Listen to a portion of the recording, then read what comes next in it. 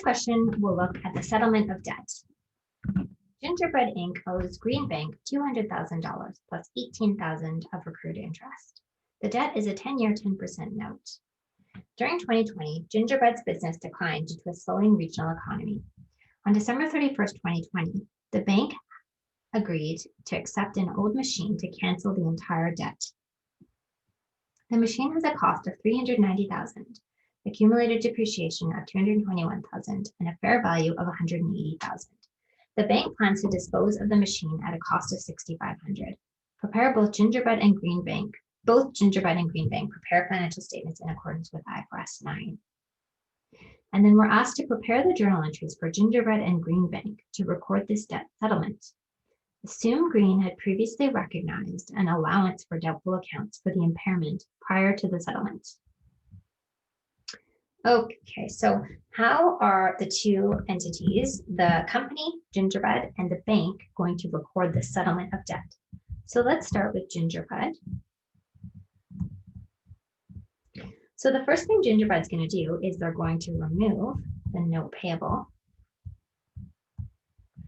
and the interest payable from their statement of financial position because they are settling the debt with this machinery.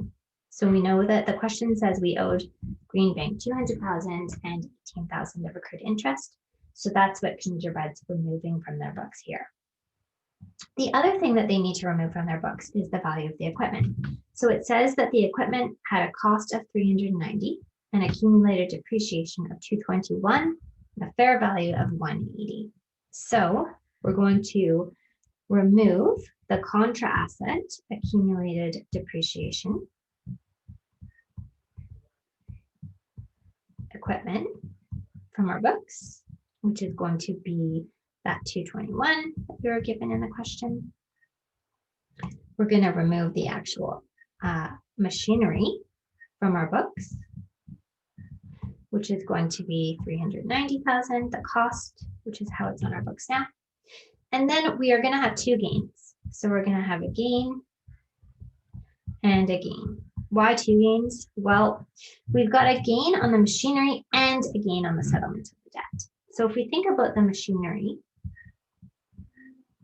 we're taking the machinery off of our books of a net book value of $169,000, which is simply the 390 minus the 221.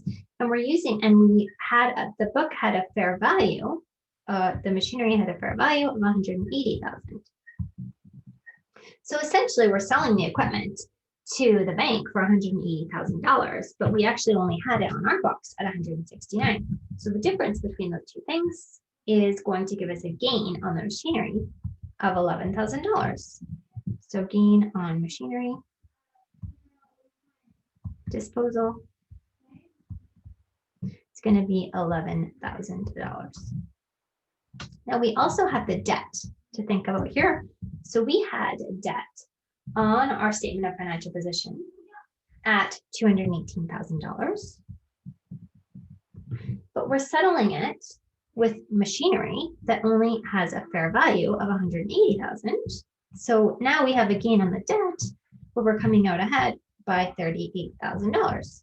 So now we have a gain on debt restructuring, which is going to be $38,000. So that is the entry for Gingerbread.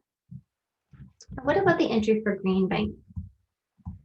So Green Bank is going to do, so they're going to need to record the machinery. They just inherited machinery or settled for machinery with a fair value of $118,000. They are going to have an allowance for doubtful accounts. And this is because we assume that before they agreed to accept the machinery, they already knew they were going to come out behind by $38,000 because clearly they knew that Gingerbread couldn't afford to pay them the $218,000. That's why they were looking at some alternative means of settling the debt. So that's why we assume that they had that allowance in their books, but now they're removing because the debt's been settled. And then they are going to need to simply remove the note receivable on their side and the interest receivable, which is going to be this 200,000. They would have had that on their books as a receivable, and the 18,000.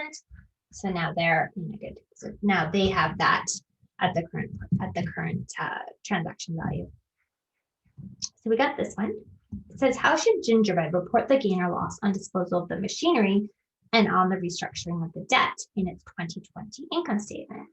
Well, when we look at Gingerbread, remember they had those two gains. They had a gain on the gain on the machinery of 11,000 and a gain on the restructuring of debt of 38,000. So Gingerbread, if these things are material, Gingerbread would need to disclose them in obviously in continuing operations of these two amounts.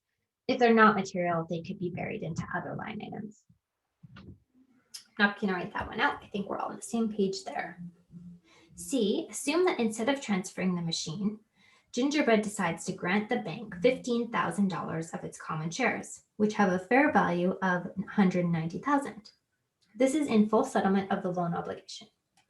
Assuming that Green Bank treats Gingerbread shares as fair value net income investments, prepare the journal entries to record the transaction for both parties.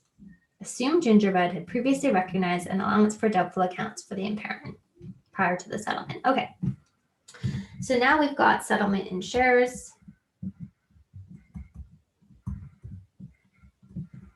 So Gingerbread is going to record.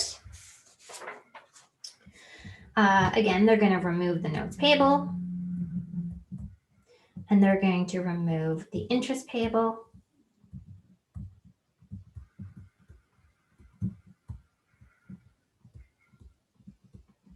Of the 200 and the 18,000, just as we had before. Then they are going to record common shares because they're issuing common shares for Green Bank of 190,000. And then they are going to have a gain on debt restructure because they're settling something for 218,000 with 190,000, meaning that they're coming out ahead by $28,000. And if we take a look at Green Bank, what are they going to record with the share transaction? So Green Bank, whoops, they're going to record debit, fair value, net income investments. And this is important here because you can see that Gingerbread had common shares, but this is not equity for Green Bank. Of course, Green Bank has its own equity. This is an investment on the books of Green Bank, an investment in Gingerbread. So this is going to be for 190,000. They're going to have that debit the allowance, again, assuming that they had perfect information and understood exactly what Gingerbread could afford to pay. And that's going to be the same amount here, 28,000. And then they're going to remove the the note receivable and the interest receivable from their books, because as the bank, they would have had this 200,000 and the 18,000 in accrued interest as a receivable on their books. But now that it's being settled through this investment, they need to take that off their books. And if we scroll back up to the question, we completed part C. So that concludes this question.